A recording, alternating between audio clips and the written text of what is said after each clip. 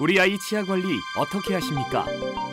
아이의 유치는 빠지는 치아라고 생각하고 관리를 소홀히 하거나 치아 교정은 성인이 되어서 받는다는 생각으로 아이의 교정 치료를 미루는 부모들이 많습니다.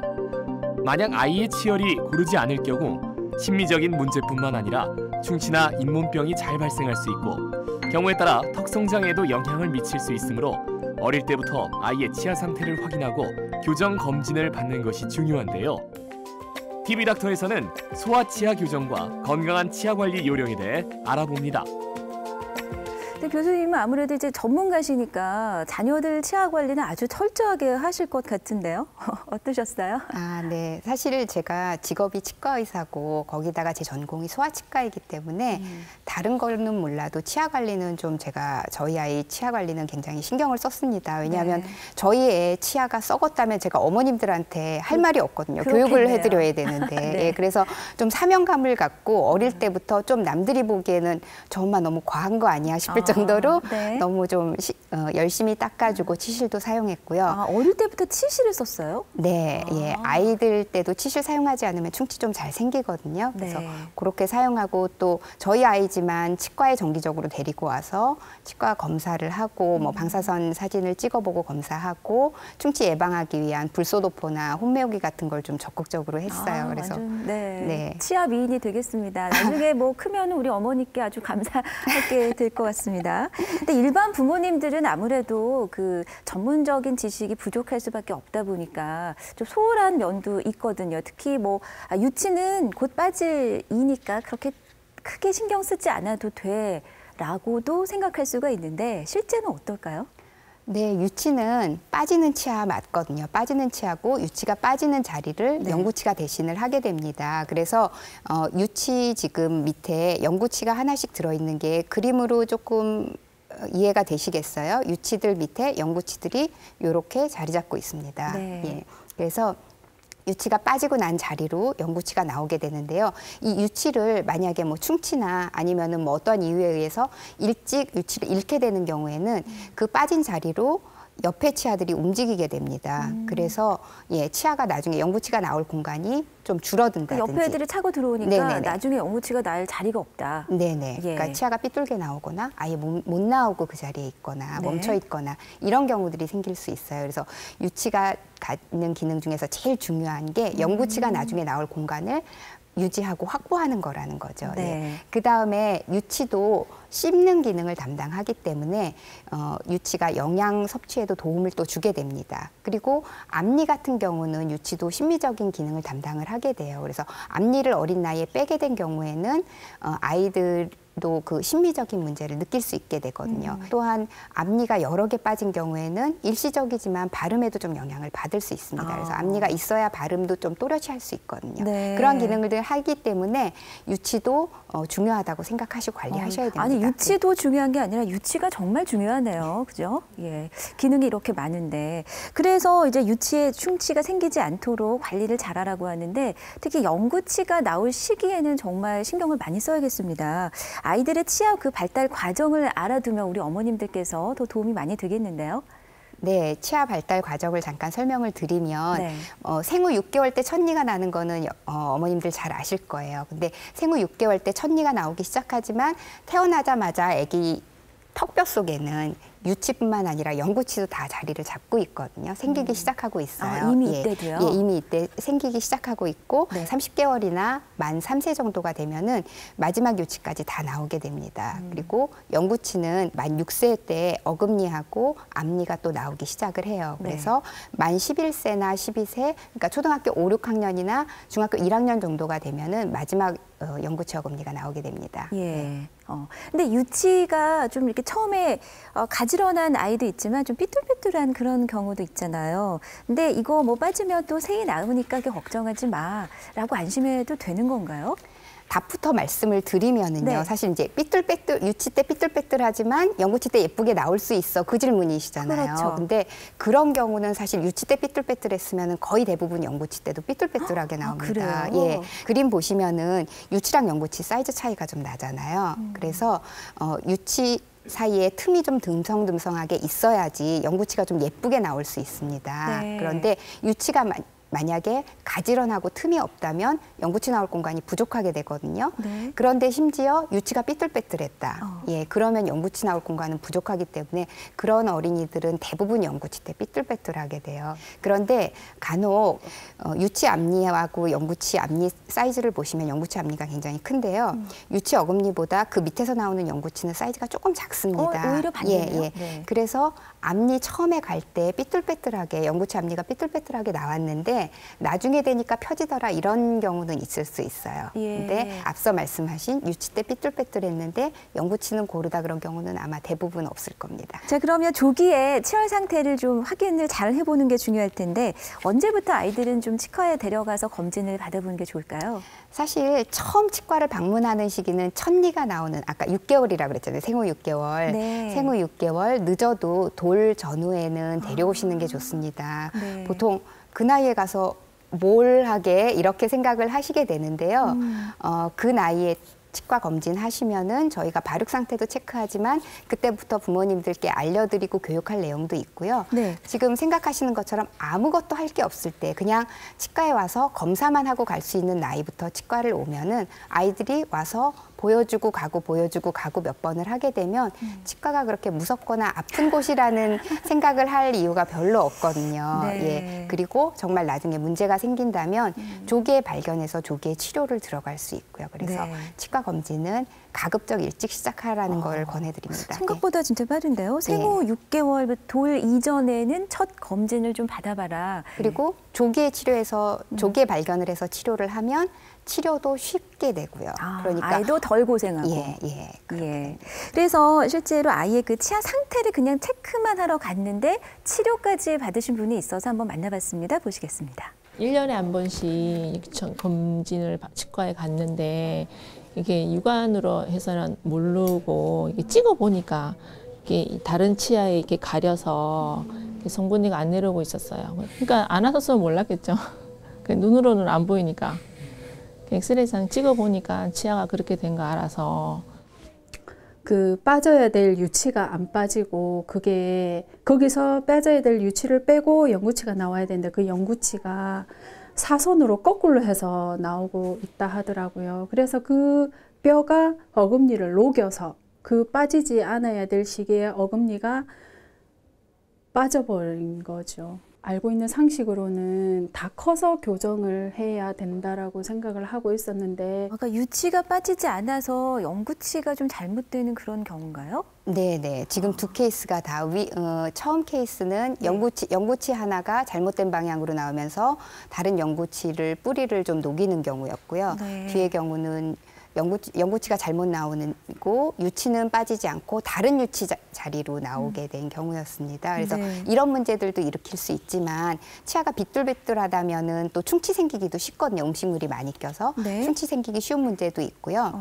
그 다음에 또 위아랫니가 잘 맞지 않는 경우에는 음식 섭취도 조금 불편할 수가 있어요. 예. 그리고 치아가 잘 기능을 해야 턱뼈 성장이 원활히 이루어질 수 있거든요. 그래서 턱뼈 성장에 영향을 주면 얼굴 형태에도 이상이 올 수가 있고요. 네. 그다음에 이렇게 치아가 비뚤비뚤하다 보면은 꼭 충치만 생기는 게 아니라 잇몸병도 좀 생기기 쉽습니다. 잇몸병까지요? 그래서 네, 이런 문제들이 좀 있을 수 있습니다. 네. 자, 그런데 치열이 고르지 않다고 하면 당연히 우리 부모님들은 이제 교정을 생각하실 거잖아요. 근데 아유, 그 정도면 괜찮아. 아니면 이 정도면 교정을 해야겠다. 그럼 어떻게 판단하는 기준이 있습니까? 이게 조금 전문 용어기는 하지만 네. 부종교합의 분류에 대해서 제가 좀 설명을 드릴게요. 예. 왜냐하면 사실 뭐 이게 전문 용어라고 말씀드렸는데 학교에서 요새 구강 검진을 하잖아요. 그러면 그 통지서에 뭐 부정교합, 몇 급 부정교합 이렇게 적어가지고 오시는 경우들이 있어요. 근데 네.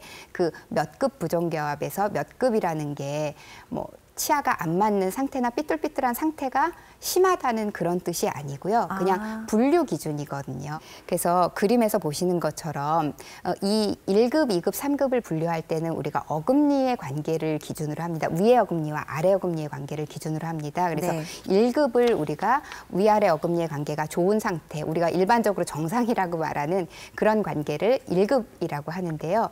2급은 이 관계보다 위의 어금니가 조금 더 앞으로 나온 상태예요. 그래서 보시면은 치아도 앞에 치아도 따라서 나오게 돼서 흔히 말하는 돌출입 그런 형태를 가진 부종교합을 저희가 2급 부정교합이라고 네. 하고요. 반대로 3급은 정상적인 관계, 1급 어금니 관계보다 아래 어금니가 조금 더 나와 있어요. 그러다 보니까 아래 앞니가 이렇게 앞으로 나와서 흔히 말하는 주걱턱 형태의 얼굴 모양을 갖는 그런 경우가 3급 부정교합이라고 합니다. 그래서 네. 아래에 직접 제가 사진을 좀 넣었는데요. 네. 보시면은 위에 그림 어금니 관계는 사실 1급에 아주 배열이 좋은 그림이라서 이거는 1급 정상교합이라고 할 수 있는데요. 아래 사진, 환자 사진을 보시면은 어금니 관계는 좋지만 치아가 좀 비뚤비뚤한 것을 보실 수 네, 있습니다. 앞쪽 예. 부분을 올수록. 네네. 그래서 이렇게 치아가 비뚤비뚤하거나 어금니 관계는 좋지만 치아가 비뚤비뚤하거나 오히려 틈이 듬성듬성 많거나 네. 이런 문제, 교정적인 문제를 가지고 있으면 이런 경우도 1급 부정교합이라고 진단을 할 수 있고요. 네. 그다음에 앞서 말씀드린 것처럼 위에 치아나 위에 턱이 많이 돌출될 경우는 2급 부정교합.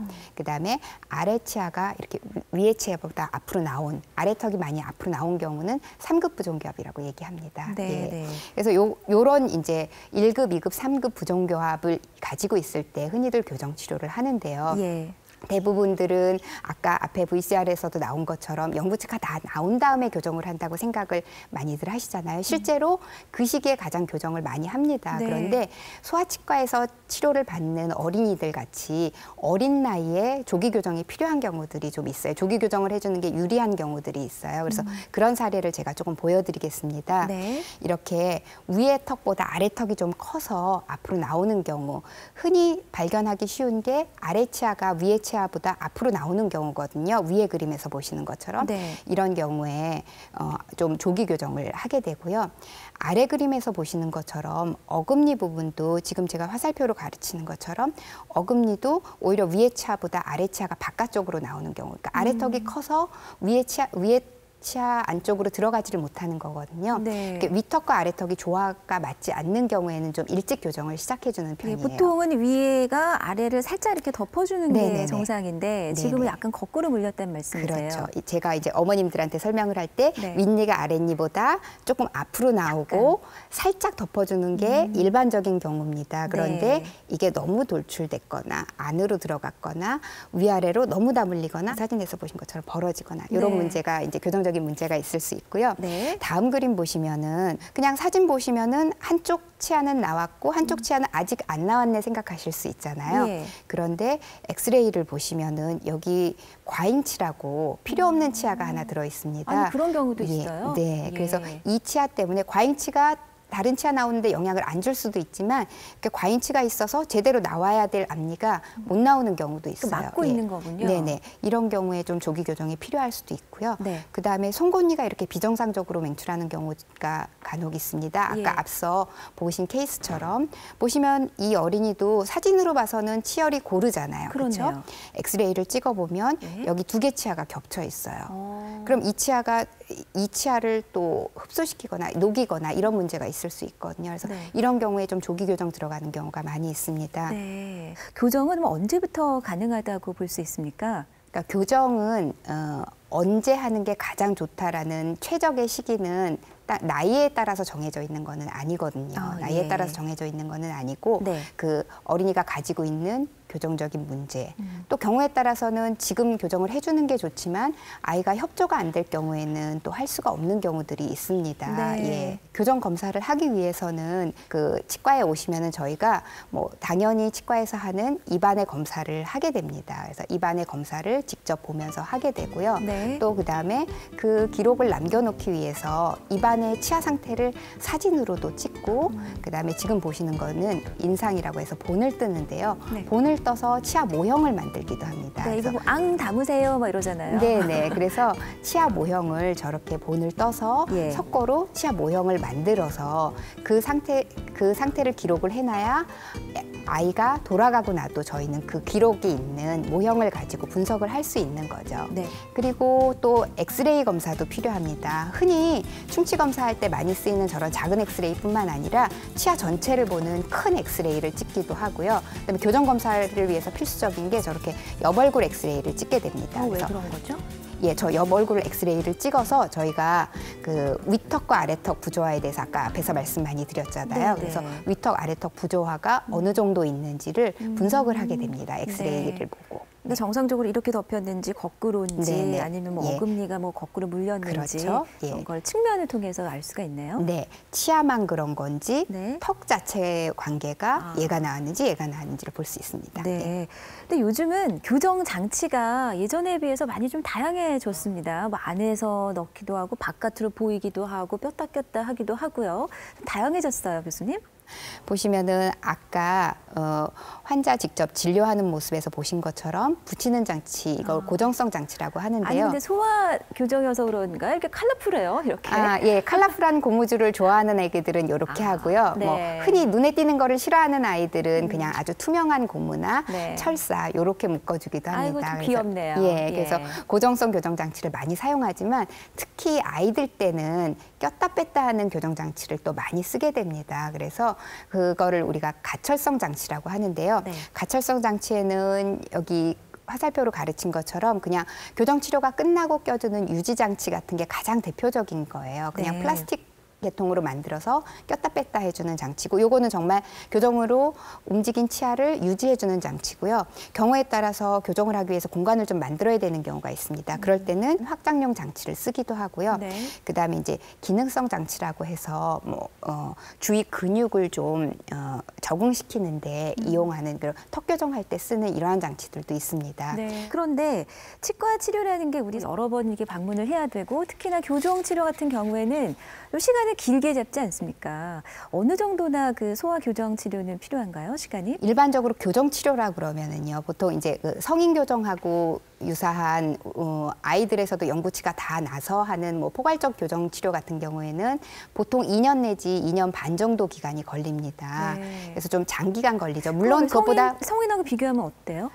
성인보다 아이들이 조금 빠를 수도 있는데요. 꼭 그렇지만은 않은 게 아이들 성장 과정이 있기 때문에 뭐 마지막 치아가 아직 안 나와서 시간이 더 걸릴 수도 있는 거거든요. 네. 예, 그래서 그 2년보다 더 짧게 걸릴 수도 있지만 2년 반이 아니라 3년 이상이 걸릴 수도 있어요. 네. 그렇게 생각을 하시면 되고요. 네. 단 아까 말씀드린 어린 시기에 시작하는 조기 교정. 그런 경우에는요, 저희가 그래서 1차 교정, 2차 교정 이렇게 말씀을 드리기도 하거든요. 왜냐하면 아직 연구치료 다 갈기 전이기 때문에 지금 교정 치료를 받고 나도 연구치료 다 교환하고 나서나 아니면 성장이 다 멈춘 다음에 또 교정을 한 번 더 해야 되는 경우들이 대부분이에요. 그래서 연구치를 가지고 또 교정을 해야 된다고요? 그렇죠. 예. 그렇기 때문에 이때 1차 교정을 하는, 조기 교정을 하는 아이들은 네. 가급적이면은 교정 기간을 조금 짧게 해주려고 노력을 합니다. 그래서 예. 보통의 경우는 보통 뭐 교정을 하시는 교정 선생님이나 소아치과 선생님이나 1년에서 1년 반 정도에 끝내주려고 좀 노력을 하죠. 네, 네. 혹시 나중에 또 네. 연구치를 가지고 교정을 해야 될지도 모르니까. 네, 네. 예. 예. 그리고 그 시기에는 사실 원하는 목표만 달성을 하는 거고요. 치아를 다 고르게 배열하는 게 아니거든요. 치아가 다 나오지도 않았기 때문에. 예. 네, 그렇군요. 그러면 이 유지장치라는 것은 또 얼마나 오랫동안 껴줘야 되는 건가요? 네, 보통 성인들이나 이제 연구치료 다 교환한 아이들, 아까 말씀드린 뭐 조금 어려운 단어로 포괄적 교정이라고 하는데요. 네. 교정 치료가 다 끝난 다음에 교정하신 선생님께서 유지장치를 주면서 가급적 반영구적으로 끼세요 하는 경우가 많이 있습니다, 사실은. 예. 근데 현실적으로는 힘들죠. 그래서 그 정말 교정적인 문제가 어떤 문제가 있었는지, 아이의 연령이 어떤지에 따라서 사실은 유지장치의 기간도 조금 달라지고요. 네. 또 조기 교정에 대해서 설명드리면 조기 교정하는 애기들은 나중에 또 교정을 할 거기 때문에 가급적 유지장치의 기간도 조금 짧게 해줍니다. 예. 분명히 유지장치를 짧게 하면은 재발은 많이 일어날 수 있지만 저는 분명히 치료가 끝나고 여기는 치료 끝입니다. 지금부터는 유지장치입니다 하고 유지장치를 주지만 아이가 받아들일 때는 나는 교정이 끝났는데 또 시작이야. 또 네. 교정을 하라고 한다고 생각할 수 있거든요. 네. 그래서 그때는 유지장치 기간도 짧게. 어떤 선생님들은 1차 교정하고는 유지장치 끼지 않아주시는 선생님들도 있어요. 근데 그것도 케이스별로 선별해서 해야지 또 말씀하신 대로 애써서 교정을 했는데 유지장치를 안 끼우면은 조금 그러게요. 재발할 가능성이 많이 있거든요. 아깝잖아요. 예. 그러면 짧게라는 건 어느 정도? 짧게라는 건 1년 정도.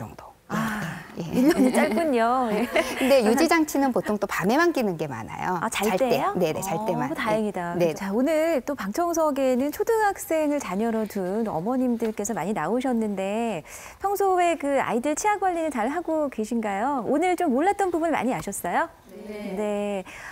정기 검진을 아이들에게 좀 받게 해주고 있다. 혹시 그런 분 있으시면 치과 정기 검진 있으세요?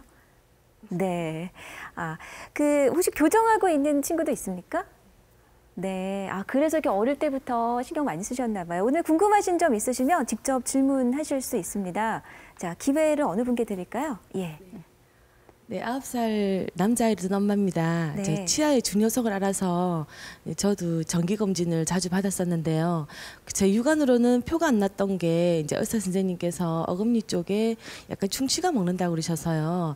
홈메오기를 했었거든요. 홈 메우기. 네, 약간 이제 그 부분을 긁어내고 했었는데 시간이 조금 지나니까 이제 그 부분이 또 떨어진 거예요. 그래서 이제 아직 어금니는 영구치가 나지 않는 상태니까 계속 그 부분을 홈메오기를 계속 해줘야 되는 건지, 네, 아니면 이제 나이가 이제 돼가니까 예. 좀 방치도 될런지 네, 궁금합니다. 그럼 유치에 홈메오기를 하셨다는 말씀이시네요. 네네. 그래서 홈메오기는 말 그대로 사실은 충치가 생기기 전에 어금니에 홈이 많이 파여 있거든요. 어금니에 홈이 많아서 거기가 잘 썩으니까 그 홈을 메꿔주는 치료, 홈메우기, 전문 용어로는 실런트라고 하거든요. 좀 편편하게 만들어져요? 예, 그렇죠. 편편하게 만들어져서 음식물이 안 끼게 하면 안 썩는 건데요.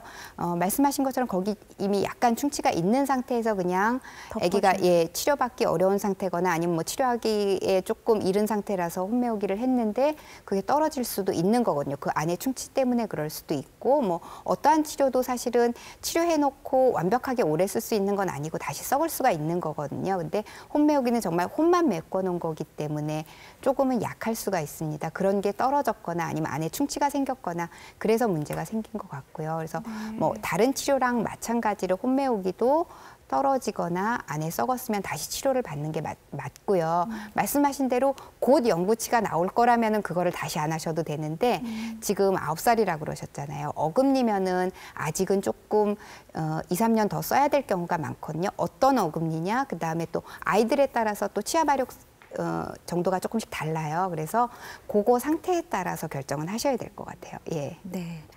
자, 또 다른 분이 혹시 계실까요? 네, 어떤 점? 예, 저는 8살 여자아이들 둔 엄마인데요. 이제 유치가 빠지면서 앞니가 2개가 이제 영구치가 나오는데 그 자리가 벌어져 있는 거예요. 양쪽 대문니가 그것도. 근데 여자이다 보니까 신경이 좀 쓰이는데 그게 혹시 송곳니가 빠지면서 붙을 수 있는지 아니면은 뭐 교정을 해야 되는 건지 거기에 대해서 좀 궁금하거든요. 네.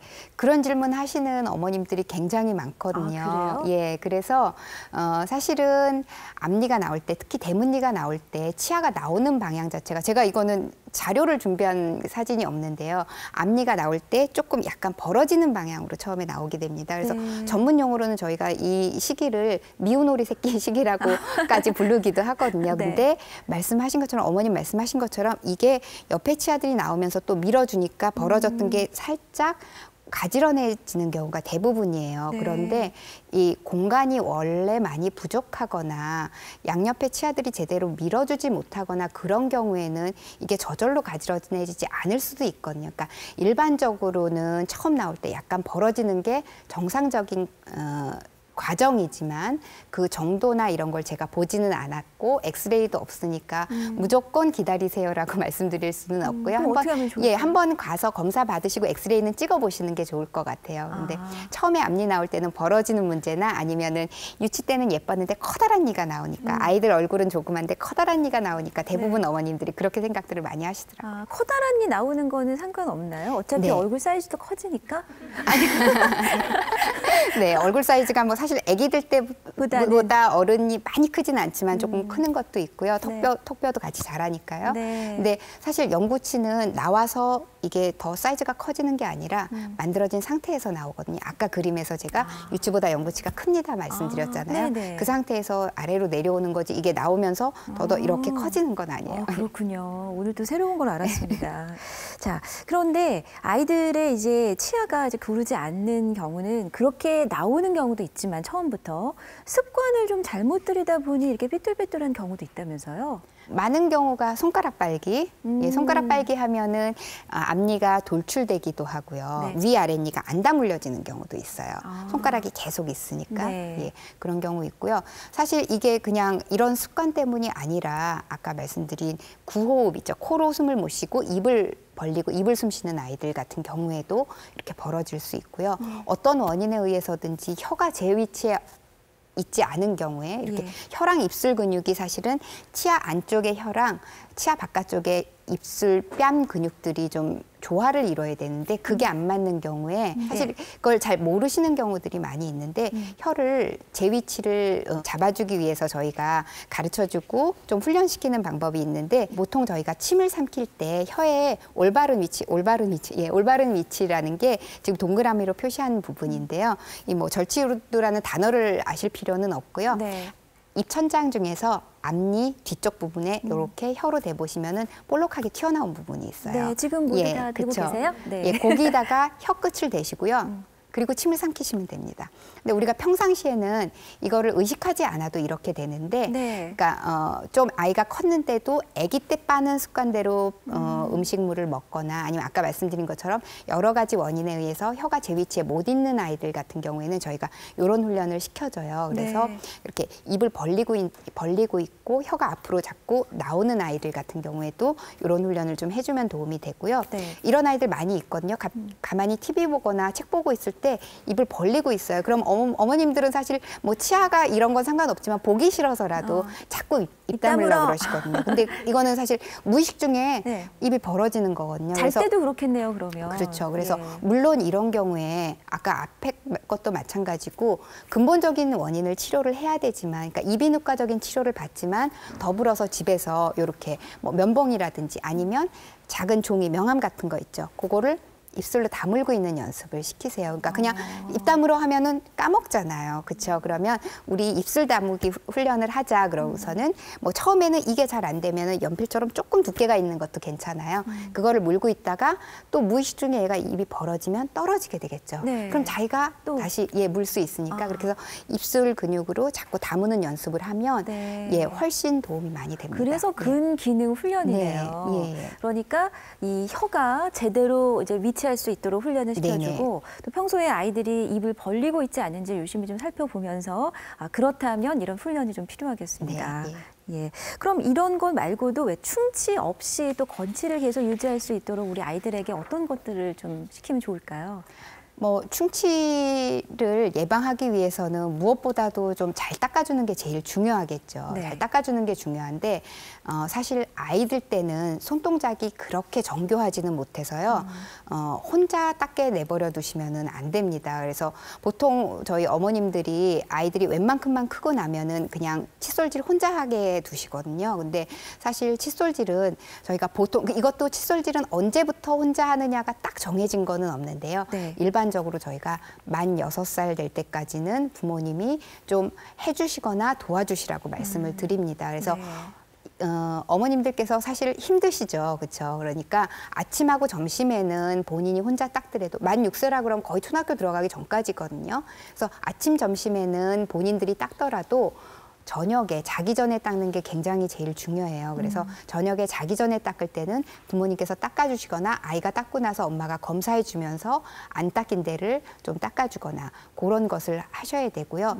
뭐 아이에 따라서는 제가 초등학교 저학년 때까지도 엄마가 좀 봐주셔야 됩니다. 얘는 이런 경우도 있습니다. 예. 그래서 뭐 최소한 만 6살 될 때까지는 부모님이 좀 닦아주시는 거를 권해드리고요. 네. 그리고 아까 앞에서도 중간에 잠깐 말씀드렸는데 소아치과에 정기적으로 좀 방문을 하시는 게 좋습니다. 그래서 네. 검사를 해보시고 그다음에 뭐 필요한 엑스레이도 촬영을 해야 되고 그다음에 충치를 예방하기 위해서 뭐 불소를 발라준다든지 해서 네. 불소 치약 쓰시고 치실도 쓰시고요. 예. 치실을 혹시 쓰는 댁이 계세요? 아이한테도? 아주 바람직한 근데 아이들 때는 사실 어른들은 잇몸 질환이 많이 생겨서 치실을 쓰지 않으면 잇몸 질환이 많이 생기는데요. 네. 아이들 때는 치아 사이사이에 좀 충치가 많이 생겨요. 그래서 아이들 때 좀 치실을 열심히 해주셔야 합니다. 네. 자, 오늘 집에 돌아가시면서 치실 하나씩 이렇게 장만하셔서 오늘부터 아이들 교육을 좀 잘 시켜야 되겠습니다. 자, 오늘 이 소아 치과 관리에 대해서 아주 여러 가지 꼼꼼하게 짚어주셨는데 평소에 좀 질문도 많이 받으시고 하시잖아요. 오늘 이제 많이 나오셨지만 마지막으로 꼭 당부하고 싶으신 한 말씀이 있으시다면요. 네. 중간에 제가 잠깐 말씀드린 것 같은데요. 네. 아무 문제가 없을 때 그때부터 치과를 데려오시는 게 제일 좋겠고요. 물론 네. 뭐 문제를 발견하시고 오셔도 제가 뭐 어머님들을 혼내지는 않습니다. 예, 근데 예, 문제가 없을 때 오시는 게 좋고 치과 치료가 만약에 보통 충치 때문에 많이들 오시잖아요. 치료가 끝나도 정기적으로 꼭 검사를 받으시라고 말씀드려요. 왜냐하면 아이들 때는 충치도 많이 생기고 오늘 보신 것처럼 뭐 치아가 똑바로 안 난다든지 제때 안 난다든지 이런 문제들이 있을 수 있어서 그런 문제를 조기에 발견할 수 있거든요. 그러면은 조기에 발견해서 적절한 시기에 진단을 할 수 있고 만약에 봤을 때 저희가 소아치과에서 해결할 수 없는 뭐 교정도 아주 교정 전문의가 해야 되는 문제가 있다거나 성장이 다 끝나고 해야 된다거나 아니면은 뭐 수술적 과정이 필요한 부분이 있거나 그러면 그 해당 전문의에게 교정과나 수술을 하는 구강아간면외과나 이런 데로 저희가 다 의뢰를 드릴 수가 있거든요. 네. 그러니까 정기적으로 치과를 좀 데려오시는 게 좋겠고요. 그다음에 또 한 가지는 방학 때 부모님들이 많이 데려오신다고 그랬잖아요. 네. 근데 방학 때 데려오셔서 방학 내에 치료를 다 해주세요 그러면 사실 못하는 경우가 대부분이에요. 네. 예, 그래서 특히 뭐 교정 치료도 만약에 방학 때 교정 치료를 받고 싶어요. 그럼 교정 치료는 방학 때 다 안 끝나잖아요. 근데 네. 방학 때 시작을 하기를 원하시더라도 가급적이면 조금 부지런하게 방학보다 한두 달 전에 먼저 빨리? 오셔서 진단을 하시고 방학 때 교정 장치가 들어갈 수 있게 하시거나 충치도 조금 일찍 오셔서 진단해서 방학 기간 내에 예약하셔서 치료 받으실 수 있도록 하는 것이 아마 아이나 어머님들에게도 도움이 될 것 같습니다. 네. 그러니까 문제가 없을 때 아이들을 좀 정기적으로 검진을 받게 하고 또 한 가지는 좀 빨리 그죠? 예, 빨리 우리 어머님께서 더 부지런해 주셔야겠습니다. 그죠? 자, 예부터 건치는 오복 중에 하나라고 했잖아요. 이렇게 건강한 이 치아를 평생 갖기 위해서는 바로 이 시기에 치아 관리가 정말 중요한데 이 방학을 위해서 검진도 받게 하고 또 치실 사용하는 습관도 이때 갖게 하면 참 좋겠습니다. 자, 오늘 함께해 주신 부산대학교 치과병원 소아치과 김지연 교수께 감사의 말씀드립니다. 고맙습니다. 감사합니다.